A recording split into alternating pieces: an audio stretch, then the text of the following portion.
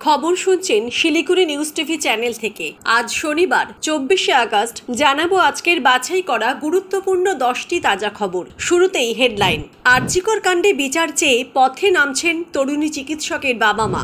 আরজিকর ইস্যুতে লক্ষ্মীর ভাণ্ডারের টাকা নিয়ে বড় কথা কুণাল ঘোষের। সোশ্যাল মিডিয়ায় বিপ্লব করতে নিষেধ। পার্থ চট্টোপাধ্যায়ের প্রতিবেশী হল সঞ্জয় রায়। প্রেসিডেন্সি জেলে কড়া নিরাপত্তায় আরজিকরের মূল অভিযুক্ত। নবান্ন অভিযান কেন, কী দাবি, কোথা থেকে মিছিল শুরু হবে, সাংবাদিক বৈঠকে জানালো ছাত্র সমাজ। পলিগ্রাফ টেস্টের অনুমতি, 6ই সেপ্টেম্বর অবধি জেল হেফাজত সঞ্জয়ের। মমতাকে কুকথা, বিজেপি বিধায়কের হাত পা ভাঙার হুমকি তৃণমূল নেতার। কেউ কেউ ওঠবোসও করাতে চান। নিম্নচাপের ভ্রুকুটি, সপ্তাহান্তে ভারী বৃষ্টির পূর্বাভাস বঙ্গে। আজকের খবরগুলো বিশেষ গুরুত্বপূর্ণ, তাই খবরগুলো মন দিয়ে শুনুন এবং প্রতিদিন সঠিক খবর নিয়মিত শোনার জন্য শিলিগুড়ি নিউজ টিভি চ্যানেলটিকে সাবস্ক্রাইব করুন। আসছি বিস্তারিত খবরে। আরজিকর মেডিকেল কলেজ ও হাসপাতালে তরুণী চিকিৎসক মৃত্যুর প্রতিবাদে গর্জে উঠেছে গোটা দেশ। আন্দোলনকারীদের পাশে দাঁড়িয়ে সুবিচারের দাবিতে পথে নামতে পারেন নিহতের বাবা মাও। শুক্রবার সাংবাদিকদের মুখোমুখি হয়ে সে কথা জানিয়েছেন সদ্য সন্তান হারারা। তারা পথে নামলে আন্দোলনের ঝাঁজ যে নিমেষে আরও কয়েকগুণ বাড়বে সে বিষয়ে কোনো সন্দেহ নেই। তরুণী চিকিৎসকের বাবা এদিন বলেন, ছাত্র আন্দোলনের পাশে আমরা আছি, প্রয়োজন হলে আমরাও যোগ দেব। আমরা বিচার চাই, বিহিত চাই। নিরপেক্ষভাবে যে আমাদের ডাকবে আমরা তাদের সঙ্গে আন্দোলনে যোগ দেব। তরুণীর মা প্রায় কাঁদো কাঁদো গলায় আরো বলেন, আমরা ছাত্রদের সঙ্গে থাকতে চাই। আমাদের মেয়ে চলে গিয়েছে, মেডিকেল পড়ুয়াদের এখন আমরা ছেলে মেয়ে মনে করছি। আমরা সবসময় ওদের পাশে থাকবো। গত 8ই আগস্ট নাইট শিফটে ছিলেন তরুণী চিকিৎসক। পরদিন হাসপাতালের সেমিনার হল থেকে তার দেহ উদ্ধার হয়। সেই সময় প্রায় বিবস্ত্র ছিলেন তিনি। তাকে ধর্ষণ করে খুন করা হয়েছে বলেই দাবি। তবে ঘটনার পর তরুণী চিকিৎসকের পরিবারকে জানানো হয় আত্মহত্যা করেছেন তিনি। সরকারি সুবিধা প্রকল্প জনসাধারণের জন্য, কিন্তু রাজ্যে সাম্প্রতিক ঘটে যাওয়া পরপর বেশ কয়েকটি ঘটনায় সাধারণ রাজ্যবাসীর একাংশ প্রশাসনের ভূমিকায় ক্ষুব্ধ। তারা নিজেদের মতো প্রতিবাদ করছেন, কেউ পথে নেমে, কেউ আবার সোশ্যাল মিডিয়ায়। বিরোধী দলগুলিও প্রতিবাদ করতে গিয়ে সরকারি প্রকল্পগুলিকে রীতিমতো কটাক্ষ করছেন। রাজ্যের নারী নিরাপত্তার প্রশ্নে তাদের অভিযোগ, লক্ষ্মীর ভাণ্ডারের মতো কয়েকটি প্রকল্পের মাধ্যমে বাড়ির মহিলাদের আর্থিক সহায়তা করলেও আসলে তাদের সুরক্ষা নিয়ে উদাসীন সরকার। তাদের এহেন আক্রমণের মুখে এবার সোশ্যাল মিডিয়ায় নয়া বার্তা দিলেন তৃণমূলের মুখপাত্র কুণাল ঘোষ। তার সাফ কথা, যারা লক্ষ্মীর ভাণ্ডার এবং রাজ্য সরকারের অন্যান্য স্কিমগুলিতে থাকতে চান না তাদের জন্য ফেরত দেওয়ার একটি ফর্ম দিক রাজ্য সরকার। দুয়ারে সরকার শিবিরে ফেরত কাউন্টার থাকুক। ফেসবুকে বিকৃত বিপ্লবী না সেজে ফেরত ফর্ম ফিল আপ করুন। আমরাও আরজিকর দোষীদের ফাঁসি চাই, কুরাজনীতি নয়। জেলে পার্থ চট্টোপাধ্যায়ের প্রতিবেশী হল সঞ্জয় রায়। প্রেসিডেন্সি জেলে কড়া নিরাপত্তায় আপাতত রাখা হলো সঞ্জয়কে। 22 নম্বর ওয়ার্ডের 21 নম্বর সেলে রয়েছে অভিযুক্ত। সেলে নিয়ে আসার আগেই তার জেল হাসপাতালে স্বাস্থ্য পরীক্ষা করা হয়। জেলের মেডিকেল টিম দ্বিতীয় দফায় পয়লা 22 ওয়ার্ডে তাকে ফের স্বাস্থ্য পরীক্ষা করে। এই সেলে ছিল হাবিব নামে এক খুনের আসামি, তাকে অন্যত্র সরানো হয়েছে। কড়া নিরাপত্তায় সিসিটিভির নজরে রাখা হয়েছে সঞ্জয়কে। সিসিটিভি মনিটরিং এ রাখার চেষ্টা চলছে। বিশেষ 2 কারারক্ষী তার নজর রাখবেন। পলিগ্রাফ টেস্টের জন্য সম্মতি দিল আরজিকর কাণ্ডে অভিযুক্ত সঞ্জয় রায়। আরজিকর কাণ্ডে চিকিৎসককে খুন ধর্ষণের অভিযোগে ধৃত সঞ্জয় রায়ের পলিগ্রাফ টেস্ট করানোর জন্য আবেদন করেছিল সিবিআই। সেই অনুমতি আদালত দিলেও পলিগ্রাফ টেস্ট করানোর জন্য সঞ্জয় রায়কে সম্মতি দিতে হতো। অন্যদিকে আরজিকর কাণ্ডে সন্দীপ ঘোষ জামানার আর্থিক দুর্নীতির তদন্ত এবার সিবিআইকে দিয়ে দিলেন কলকাতা হাইকোর্টের বিচারপতি রাজস্বী ভরদ্বাজ। রাজ্য সরকার গঠিত সিট সমস্ত নথি তুলে দেবে সিবিআইকে। সামনে এসেছে এমনই তথ্য। আখতার আলীর করা মামলায় সিবিআই তদন্ত নিয়ে এই নির্দেশ দিলেন বিচারপতি। হাইকোর্ট জানিয়েছে 3 সপ্তাহের মধ্যে তদন্তের অগ্রগতি রিপোর্ট দেবে সিবিআই। শনিবার সকাল 10টার মধ্যে সমস্ত নথি হস্তান্তর করে দেবে সিট। দর্শক, আমরা এই ভিডিওটিতে 2000 লাইক এবং 1000 সাবস্ক্রাইব টার্গেট রেখেছি। আশা রাখছি আপনারা এই টার্গেটটি পূরণ করবেন। আসছি পরবর্তী খবরে।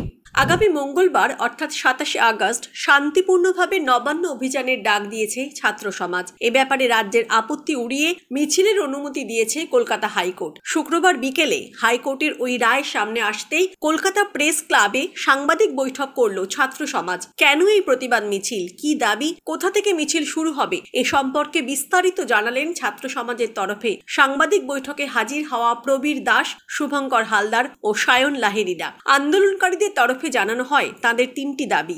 1. নির্যাতিতার সুবিচার, প্রত্যক্ষ ও পরোক্ষভাবে যারা যুক্ত তাদের শাস্তি এবং পুলিশ মন্ত্রী ও স্বাস্থ্যমন্ত্রী হিসাবে মমতা বন্দ্যোপাধ্যায়ের পদত্যাগ। ছাত্র সমাজের পক্ষ থেকে প্রবীর দাস, শুভঙ্কর হালদাররা বলেন, এর আগেও মমতা বন্দ্যোপাধ্যায় এই ধরনের ঘটনাকে বিচ্ছিন্ন ঘটনা বলে চিহ্নিত করেছেন। আরজি করের ক্ষেত্রে পুলিশ এবং স্বাস্থ্য দপ্তরের গাফিলতি স্পষ্ট, তাই বিভাগীয় মন্ত্রী হিসেবে ওনার পদত্যাগ চাইছি। ছাত্র সমাজের তরফে সায়ন লাহিড়ী জানান, 27 তারিখ কলেজ স্কোয়ার এবং সাঁতরাগাছি এই দুটি জায়গা থেকে মিছিল শুরু হবে। শান্তিপূর্ণভাবেই মিছিল করব। সম্প্রতি বৈষম্য বিরোধী ছাত্র ঐক্যের নামে বাংলাদেশে হাসিনা সরকারের বিরুদ্ধে পথে নেমেছিল ছাত্র সমাজ। অভিযোগ, আরজি কর ইস্যুকে সামনে রেখে বাংলাতেও তেমনই অশান্তির পরিবেশ তৈরির চেষ্টা করা হচ্ছে। এদিনের সাংবাদিক বৈঠকে ছাত্র সমাজের তরফে অবশ্য পরিষ্কারভাবে জানানো হয়েছে, বাংলাদেশের বিষয়ে যে উগ্রতা ছিল সেটা আমাদের এখানে হবে না। আমরা শান্তিপূর্ণভাবেই মিছিল করব। পুলিশ যদি বল প্রয়োগ করে তাহলে আমরা সেখানেই পরবর্তী সিদ্ধান্ত ঠিক করব।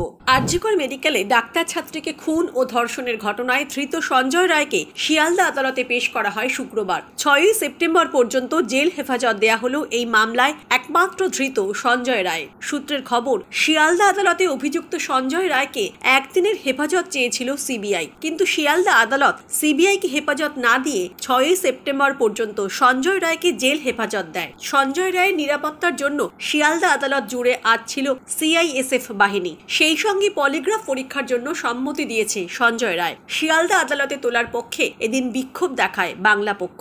সংগঠনের তরফে দেয়া হয় স্লোগান। সঞ্জয় রায় পেশায় কলকাতা পুলিশের সিভিক ভলেন্টিয়ার, তবে অভিযোগ উঠছে নামে সিভিক ভলেন্টিয়ার হলেও সঞ্জয়ের দাপট পুলিশের থেকে কোনো অংশে কম ছিল না। পুলিশের টহলদারি মোটর বাইক সে নিজের নামে বরাদ্দ করিয়ে নিয়েছিল, তা নিয়েই দাপিয়ে বেড়াতো এলাকায়। এমনকি থানায় জমা না দিয়ে মাঝে মধ্যে নিজের কাছেই সেই বাইক রেখে দিত সঞ্জয়। এতটাই প্রতাপ ছিল সঞ্জয়ের। এত স্পর্ধা কিভাবে পেল সঞ্জয়? সেই উত্তরই খুঁজছে সিবিআই। সেই সঙ্গে প্রশ্ন, একা সঞ্জয় কি এই কাজে যুক্ত ছিল?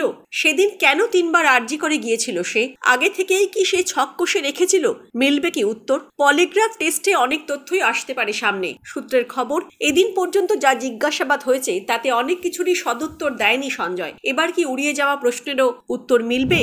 আরজি কর কাণ্ডের প্রতিবাদ করতে গিয়ে মুখ্যমন্ত্রী মমতা বন্দ্যোপাধ্যায়ের উদ্দেশ্যে কুমন্তব্য করার অভিযোগ উঠেছিল বিজেপি বিধায়কের বিরুদ্ধে। তার প্রতিবাদ করতে গিয়ে বেলাগাম হলেন শাসক দলের নেতারাও।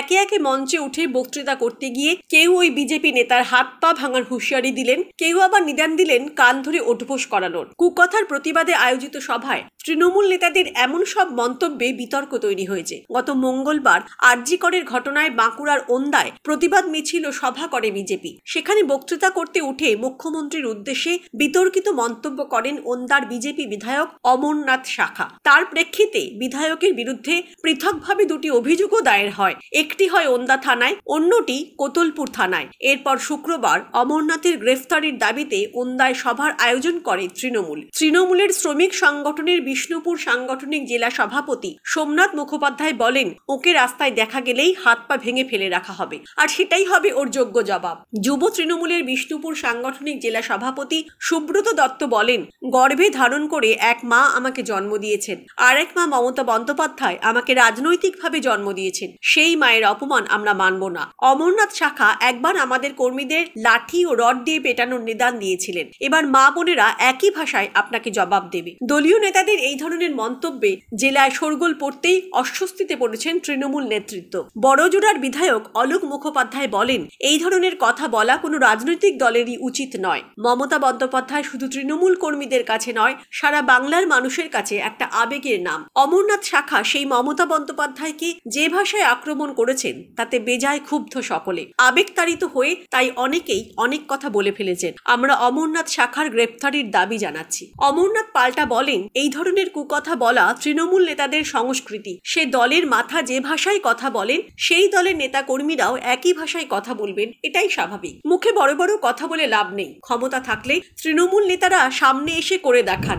বাংলার মুখ্যমন্ত্রী হিসাবে দায়িত্ব নেওয়ার পর থেকেই গ্রাম বাংলার উন্নয়নে বিশেষভাবে নজর দিয়েছেন মমতা বন্দ্যোপাধ্যায়। সেই সূত্রেই বাংলার কৃষক সমাজের উন্নয়নের জন্য মুখ্যমন্ত্রী চালু করেছেন কৃষক বন্ধু প্রকল্প, বাংলা শস্য বীমা যোজনার মতো প্রকল্প। পাশাপাশি বাংলার কৃষকদের প্রযুক্তিগতভাবে এগিয়ে দিতেই রাজ্য সরকার প্রতি বছর বেশ বড় সংখ্যক কৃষককে কৃষির জন্য আধুনিক মানের উন্নতশীল যন্ত্র কিনতেও সাহায্য করছে। এবারও সেই উন্নতশীল যন্ত্র চাষিদের হাতে তুলে দেওয়ার সিদ্ধান্ত নেওয়া হয়েছে। রাজ্যের কৃষি দপ্তর সূত্রে জানা গিয়েছে, এবছরেও রাজ্য সরকার বাংলার মোট ৭৫,০০০ কৃষককে আধুনিক যন্ত্র কিনতে সাহায্য করবে। এর জন্য রাজ্যের খরচ হবে ২৫০ কোটি টাকা। যে প্রকল্পের মাধ্যমে এই সাহায্য করা হবে তার নাম financial support scheme for farm mechanisation বা FSSM। বিশ্বের উন্নত রাষ্ট্রগুলির কৃষি ব্যবস্থা এখন অনেকাংশেই যন্ত্র নির্ভর। ভারতের মতো উন্নয়নশীল রাষ্ট্রেও কৃষির ক্ষেত্রে যন্ত্রের বহুল ব্যবহার শুরু হয়ে গিয়েছে। পাঞ্জাব, হরিয়ানা এবং দক্ষিণ ভারতে তার বহুল ব্যবহার চোখে পড়ে। সেই সব রাজ্যে ফসলের উৎপাদনও বেড়েছে আধুনিক যন্ত্রের ব্যবহারে। মুখ্যমন্ত্রী চান বাংলার কৃষকেরাও এই উন্নয়নের আস্বাদ নিক। বাংলাতেও এখন আর জমি চাষতে লাঙলের ব্যবহার দেখা যায় না বলেই চলে। পরিবর্তে এসেছে ট্রাক্টর।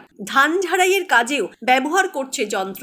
এই যন্ত্রের ব্যবহারের সুযোগ যাতে রাজ্যের সব কৃষকই পায়, তার জন্য প্রতি বছর রাজ্য সরকার একটু একটু করে রাজ্যের সব কৃষককেই FSSM এর অধীনে আনার কাজ চালিয়ে যাচ্ছে। সেই সূত্রেই এই বছর ৭৫,০০০ কৃষককে এই সুযোগ দেওয়ার সিদ্ধান্ত নেওয়া হয়েছে। গতবারের তুলনায় এবছর প্রতিটি জেলাতেই কৃষকদের সংখ্যা বাড়ানো হয়েছে। বেশি সংখ্যক চাষিকে সুবিধা দেওয়াই সরকারের লক্ষ্য। তবে যারা গত বছর যন্ত্রাংশ পেয়েছেন তারা এবছর কিছু পাবেন না। নিম্নচাপের ভ্রুকুটি। সপ্তাহান্তে উত্তরবঙ্গ সহ দক্ষিণবঙ্গের একাধিক জেলায় বজ্রবিদ্যুৎ সহ ভারী বৃষ্টির পূর্বাভাস। রবিবার ভারী বৃষ্টিপাত হতে পারে দার্জিলিং এবং কালিম্পং জেলায়। দক্ষিণবঙ্গেও ফের ভারী বৃষ্টিপাতের সম্ভাবনা। এই মুহূর্তে নিম্নচাপের অবস্থান উত্তর বাংলাদেশে, তা ধীরে ধীরে পশ্চিমের দিকে এগোচ্ছে। বাংলার উপর দিয়ে আগামী ২-৩ দিনে ঝাড়খণ্ডে যাবে এই নিম্নচাপ, আর এর জন্যই শনি, রবি কলকাতা সহ দক্ষিণবঙ্গে ভারী বৃষ্টির সম্ভাবনা রয়েছে। শনিবার থেকে বাড়তে পারে বৃষ্টিপাতের জন্য তাপমাত্রা কমলেও আপেক্ষিক আর্দ্রতার আধিক্য থাকতে পারে। শনিবার ভারী বৃষ্টিপাতের সম্ভাবনা রয়েছে উত্তর ও দক্ষিণ ২৪ পরগনা, পূর্ব ও পশ্চিম মেদিনীপুরে। রবিবার ভারী বৃষ্টিপাত হতে পারে হুগলি, পূর্ব ও পশ্চিম মেদিনীপুর, ঝাড়গ্রাম, পুরুলিয়া, বাঁকুড়া জেলাতে। আজকের খবর এই পর্যন্তই। পরবর্তী খবরগুলো সবার প্রথমে শুনতে শিলিগুড়ি নিউজ টিভি চ্যানেলটিকে সাবস্ক্রাইব করুন। ধন্যবাদ।